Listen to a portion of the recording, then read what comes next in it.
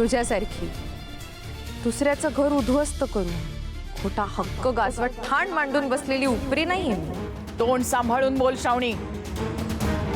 कोणाशी बोलतेस याचं भान ठेव जरा. भान आहे म्हणूनच बोलतेय मी. माझ्या आईच्या सुखी संसारात मिठाचा खडा टाकणाऱ्या बाईशी बोलते. माझी आई बिचारी साधी भोळी होती, घरादारावर प्रेम करायची, पण तू तिच्या चारित्र्यावर शिंतोडे उडवलीस, नाव खराब केलंस तिचं. बाबांच्या मनात तिच्याबद्दल विष सुद्धा तूच कालवलंस.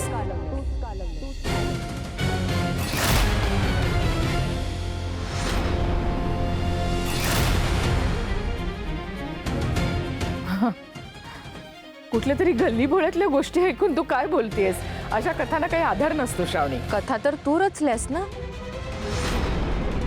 माझे बाबा आणि शिरीष घाणेकर हे चांगले मित्र होते.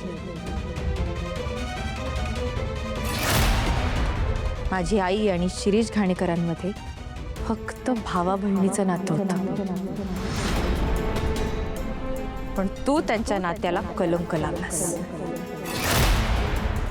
ही कोणाचंही पाप नाहीये, ही माझ्या आई बाबांच्या प्रेमाचं प्रतीक आहे, हे कळलंय मला.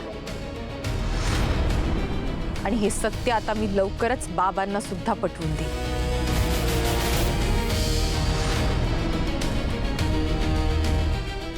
स्वप्न बघणं सोडून दे श्रावणी.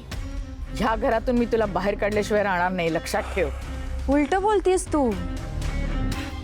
ह्या घराबाहेर तर मी काढणार आहे तुला. तुझे दिवस भरलेत आता. जेव्हा जेवणासाठी वळवण फिरशील ना रस्त्यावर, तेव्हा तुला या जेवणाची किंमत कळेल. आणि ही वेळ आता लवकरच येणार आहे, त्यामुळे बॅग भरायला घ्या तू. कारण कसं आहे, हा घरचे संस्कार आणि नियम सगळं खूप वेगळं आहे, आणि तुझं हे असं वागणं खूप वेगळं. या घरात माणसांचा आणि अन्नाचा अपमान केला जात नाही, आणि जर तसं कोणी केलं तर ते मी खपवूनही घेणार नाही.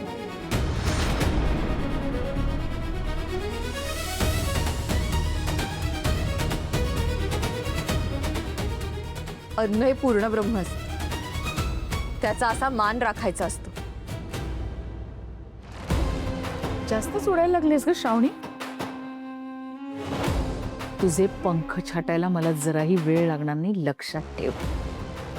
माझ्या आईचे जसे छाटलेस तसे.